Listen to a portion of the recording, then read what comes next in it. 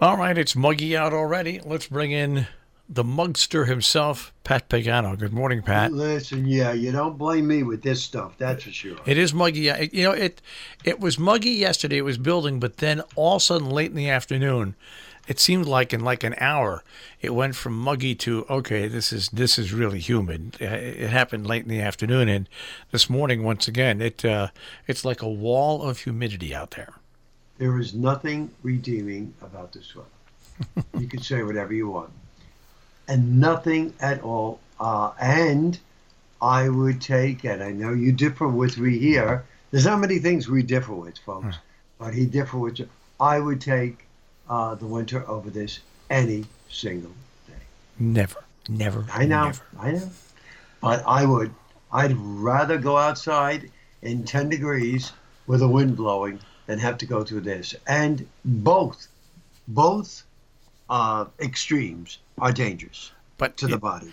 But I'm sitting in here with a nice light, air cool Yeah, golf shirt. I got shorts on. yeah, I've got these little sockets that go into sneakers, so it looks like I'm not wearing socks. And yeah, I can just put these on. I can go outside, get in my car. It's just it's. And if this were wintertime and it was 15 below, yeah, I'd have what is it? Long johns, pants, a shirt, a sweater, a coat, gloves. I'd get out of the car. I'd have to get out of the car, take it all off. It's just a matter of convenience. Well, I don't know. You may say it's convenient. It's really a matter of taste because, again, either way you look at it, it's dangerous. This heat wave that's coming in this weekend is dangerous. And, it's like anything else. You're in your car, you're air conditioned, you're on a road, it's, 95 degrees outside, the traffic is murder, the car has to work a lot harder to keep the engine cool. And that's why they overheat and the whole bit. And in the summertime, your body's no different. Your body has to work harder to keep it cool if you're outside, and especially if you're doing physical activity. Like all of the nobodies that think that, hey, I'm 20 years old, I'm in great physical condition, and there's no problem with me jogging Saturday and Sunday morning, even though the temperature is 80 and the humidity is 100%. You keep pushing your luck because you're not doing the body any good. You take a break, and I mean you don't do it until conditions get better. So the heat wave is not today or tomorrow. The heat wave starts on Friday. Today, a warm front approaches. It's humid, showers, scattered thunderstorms. Some could be severe. We'll be watching for that. In the middle 80s, showers and storms, low 70s tonight. Cloudy and humid, showers and thunderstorms, only near 80 on Thursday as the remains of Barry go by. Then you get to heat it up. Partly cloudy, hot, humid, low 90s Friday, Saturday, and Sunday. Oppressive heat and humidity, 95 to 100 each day. And if there is going to be a thunderstorm, the best chance would be later Sunday. All right, so that means my Friday night, 6 to 8, will be a warm one out at the Sharon Playhouse underneath their awning as they open up Beauty and the Beast. And that's the story of Jill Goodman and Marshall Miles. It's starting Beauty and the Beast, and that's Friday night for you, right? Friday night. And then Saturday, I thought I had something to do Saturday, but, at 66, it all goes one way to the other. But the good news is that today through the weekend is the Dover Firemen's Carnival. Today through Saturday, the Canaan Carnival is underway at Railroad Days.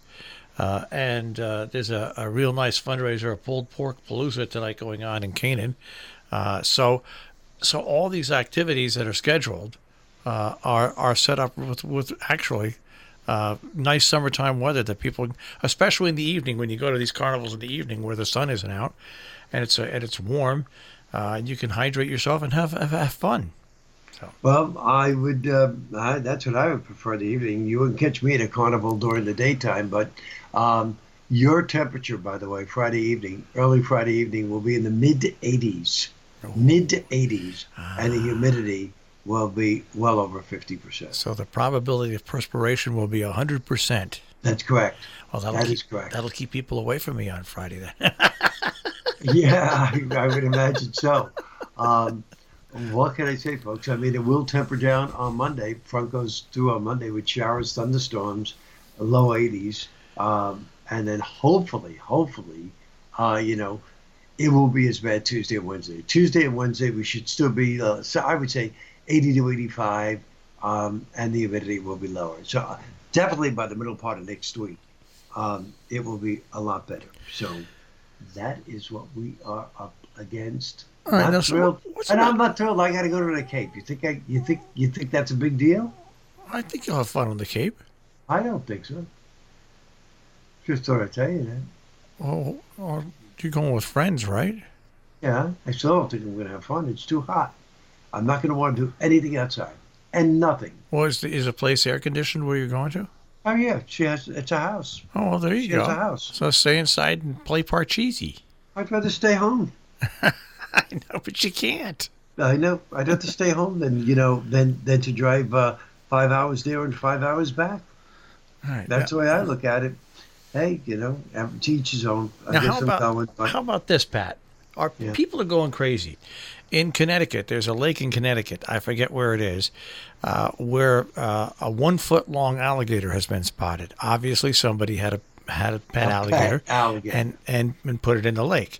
Now, it's only 1 foot now, but if they don't catch the poor thing, it's going to grow and it's going to be a problem. And then look at Chicago. There's an alligator, a large alligator that's floating around in one of the rivers. What is the matter with people? What is the matter with people? Well, because you don't get these things don't get in the rivers and lakes by accident. They just don't. I just But don't understand. can they survive? Sure, they can. All they need is food, a food source. But I thought they had to stay in fresh water. Well, lakes are, and the rivers are. They're not salt water. I guess so. Yeah, they're not salt water. Right. And they get plenty of food sources, and the bigger they get, of course, the more food they need. But it's just you why do something like that to the poor? First of all, the poor animal, Right. it's out of its element. Why do that? And then why do it to people that would like to use the lake for other things and not have to worry about an alligator? God. That's the Could you last. imagine? That's the last thing I want to be doing is swimming in a lake and have an alligator come up and say hello to me. I mean, you believe that. can't even go to the ocean now without worrying about sharks. So now you have to worry about alligators and lakes. Really? Give me a break, I tell you. People are just plain crazy nowadays. That's it. That's all I And can there say. was also, I think somebody also spotted some sort of a jellyfish that was bigger than a man. Oh God, yeah. There's a picture of it. Yeah, Right? yeah. It's a huge jellyfish. I mean, big, big, big, big, big, big, big. Yeah. I mean, what is going on? Maybe they'll make a motion picture out of it. I was just going to say, maybe this whole series, Stranger Things, is not so strange after all. Jellyfish meets Godzilla and King Kong. Oh, your Godzilla's? I think pretty much out of the movies already. It's got about another 2 weeks, and then it comes out on. I've already pre-ordered it, so I'll have it in about another 2 weeks. So it wasn't a huge box office hit. That's Sure. true. Oh, sure it was. Oh, it was. Oh yeah, it made hundreds and hundreds and hundreds of millions of dollars. The international, you combine the international box office with the yeah, no, it did okay at the box office. It's got a built-in Built-in fan base. yeah, it's got a built-in and it just never goes away, so. Yeah. But anyways, yeah, Godzilla, King of Monsters. It opened up. Its first of all, its first portion. It brought in $379 million, and that's just in the United States. That doesn't include another $500 million. So $800 million. So it's fine. Not shabby, really. No, not Yeah. shabby at all. Yeah. Well, we're out of time. Okay. All right, I'll see you Godzilla tomorrow morning. Yeah, you got it. Bye, Okay. King Kong. Goodbye. Pat Pagano this morning in the Weather Center here on Robin Hood Radio.